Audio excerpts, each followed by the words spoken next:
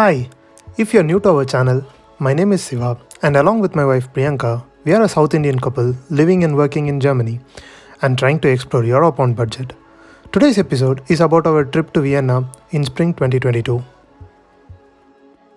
We had to take a train from Stuttgart to Munich and then Munich to Salzburg and finally Salzburg to Vienna.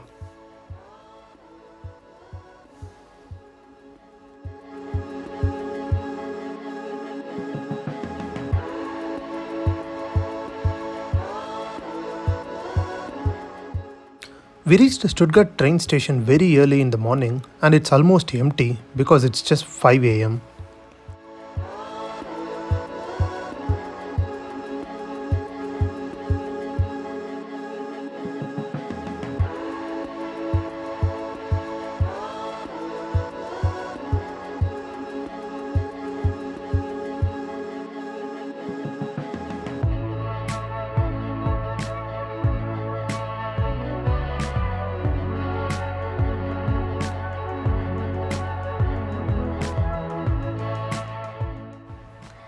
We made a huge mistake of not reserving a seat while booking the train tickets. Seems the entire train is fully booked and we didn't have a single seat available.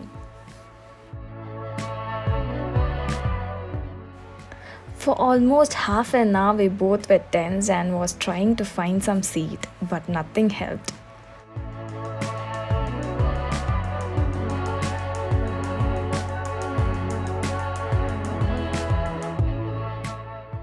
Anyway, we ended up in the train restaurant where we spent most of our train journey.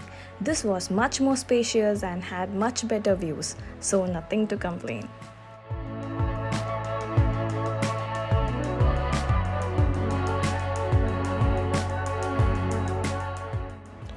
After traveling for almost 8 hours in 3 trains and after enjoying the beautiful Austrian countryside, we finally reached Vienna, rated as the best city to live in the whole world and one of the most beautiful cities we have ever been to.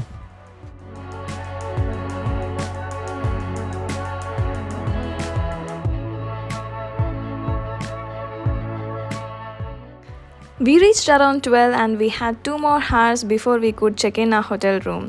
And so it was a lunch break. Located around 20 minutes by train from the main train station is the NaschMarkt. This is the most famous food street of Vienna.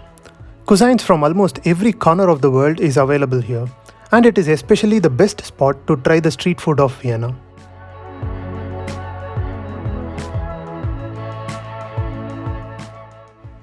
This place not only has the restaurants, but also fresh vegetables, fruits, cheese, seafood stalls, supermarket, and everything related to food is sold here.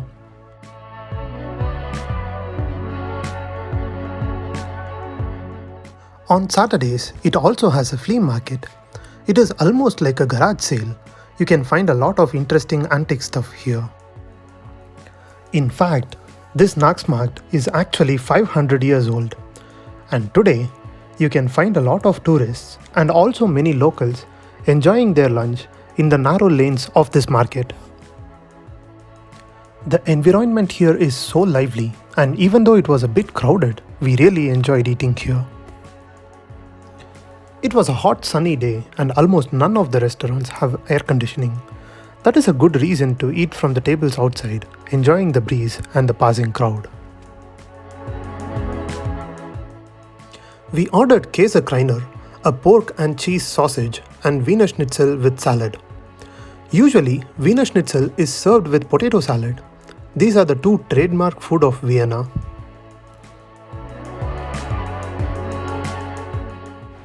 After a good lunch in a lively environment, we are now on the way to our hotel room.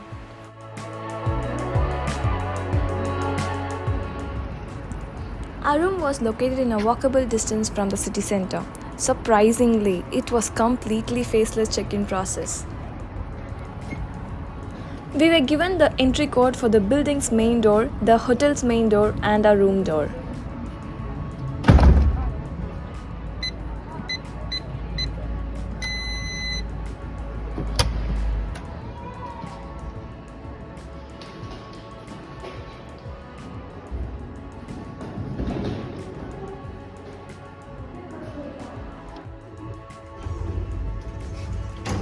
There was no reception, no caretaker, we didn't even have to meet or talk to anybody to check in. The hotel room and the common area were really clean, and the hotel's central location allowed us to stay outside for a longer time. We returned only at midnight.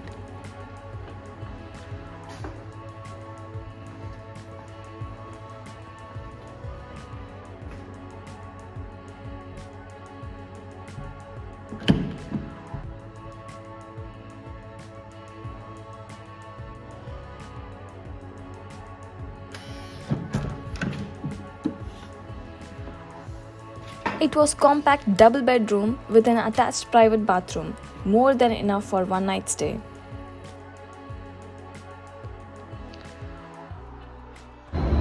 We kept our luggages in the room, refreshed quickly, and immediately started exploring the city. Our first stop was the landmark of Vienna, the Stephansdom Cathedral. Located in the first district and the center of Vienna, this gigantic cathedral was constructed in 12th century. Wow, just look at the size of it. People look like ants in front of this building. This is one of the most famous and happening squares in the city and is usually filled with people. The church is already very beautiful on the outside. Thanks to the recent renovations, it also looks so bright. I am only wondering how majestic it is on the inside.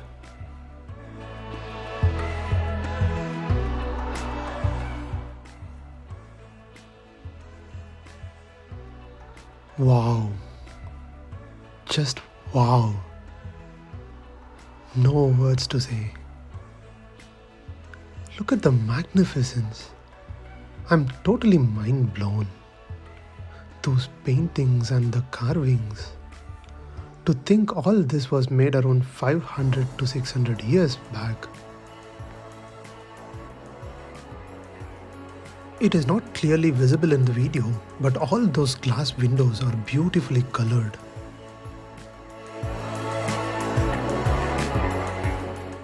This is the model of the cathedral. It has two short towers in the front, one taller south tower and another shorter north tower in the backside. The south tower was constructed first, and interestingly, the north tower was designed to be exactly like south tower, but the construction took too long that even the architecture style was outdated. So the construction halted halfway and the tower was topped with a Baroque style dome. You can clearly see this in the model that till the middle, north and south tower looks alike. Wow, that was too much information to remember. But what if we could travel to the past and actually experience history as it happens? That's our next stop, time travel Vienna.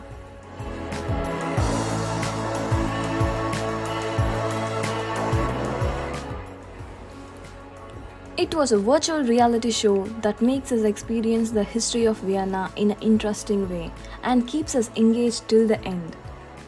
The show took almost an hour and is usually in German. Nice that they provided us English audio guide.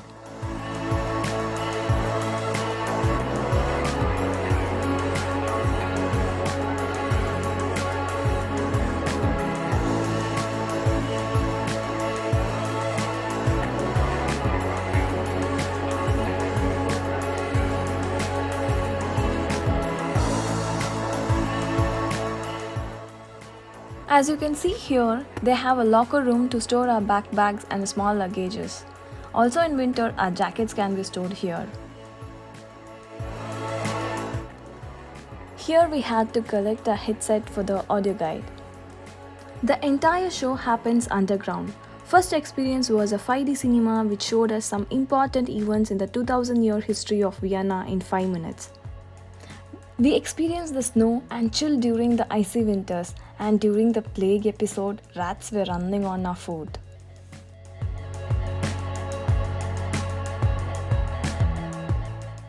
Mind you, that's a painting and not an actual room. See the details and the light in the painting. It's amazing.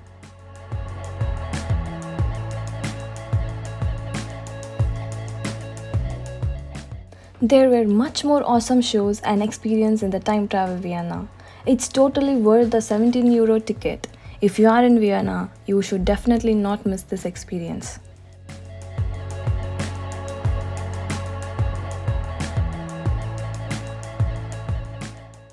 Life in Vienna is incomplete without its numerous cafes. The coffee culture here dates back to almost 500 years.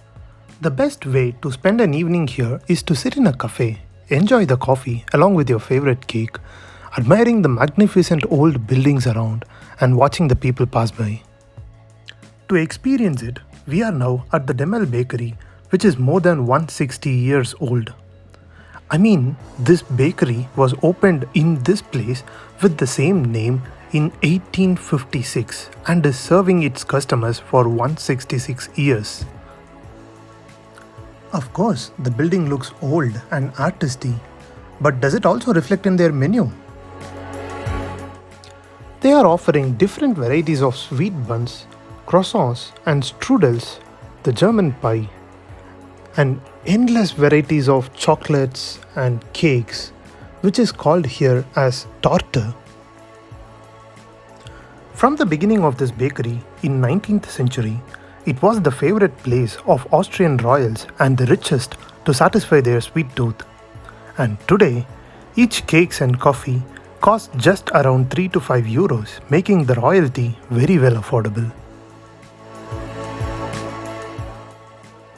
And as I said earlier, there is really no end to the variety of chocolates that Demel Bakery has to offer.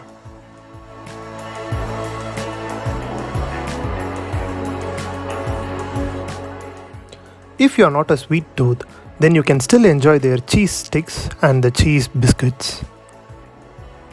Just make sure to reach in the early evening because unfortunately they close at 7 pm.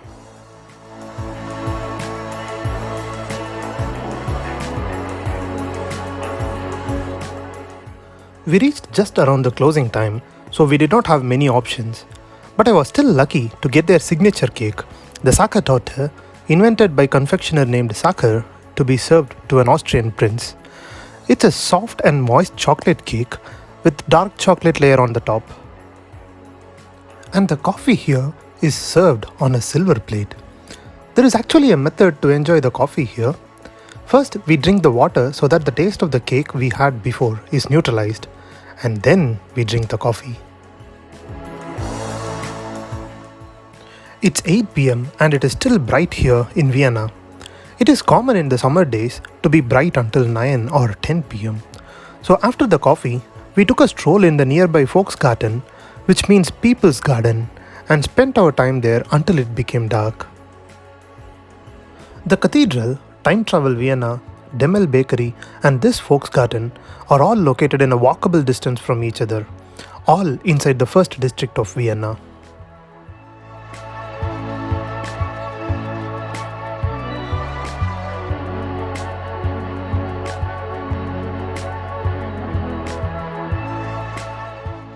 Once it became dark, we left the VolksGarten and headed towards Prater, an open ground amusement park with a free entry and lots of rides. The best known ride of Prater is this giant Ferris wheel, which is also called as Riesenrad, and this was one of the earliest Ferris wheels ever built. Prater was once a hunting ground for the royals of Habsburg Empire, and in the 18th century, the emperor of that time opened it to the public, and soon the first cafes and snack bars in this area was opened, and slowly Prater was filled with many amusement rides which were usually owned by the local Viennese. And today Prater has one of the best nightlife in Vienna. With its endless rides, delicious street foods and numerous carnival game stalls, it has something for everyone. We spent the rest of our night walking around, looking at the rides and the happy mood of the people riding it.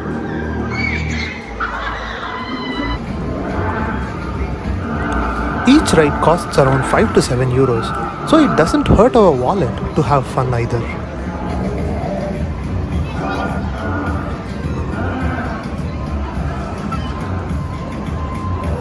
Wow, look at that swing.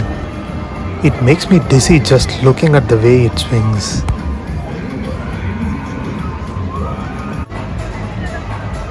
We rode another Ferris wheel in Prater called the Blumenrad. It simply takes us to the top slowly giving us a beautiful night skyline view of Vienna.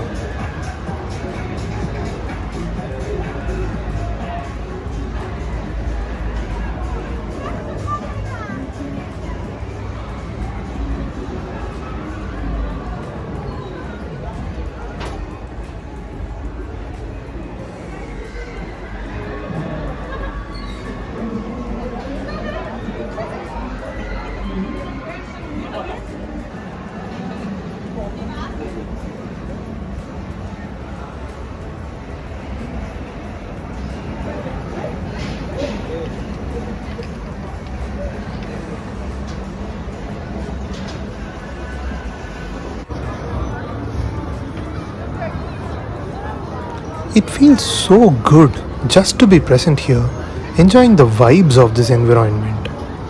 No wonder Vienna was repeatedly awarded the best city to live in the world. With its many beautiful monuments, a laid-back cafe to enjoy the evenings, and Prater to party all night, it's definitely a city that everyone dreams of.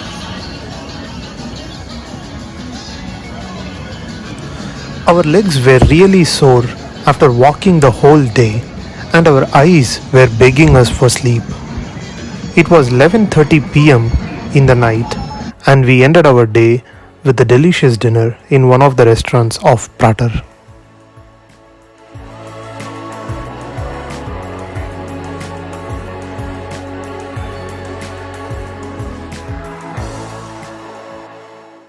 Today was more about setting the mood and enjoying the vibes of Vienna.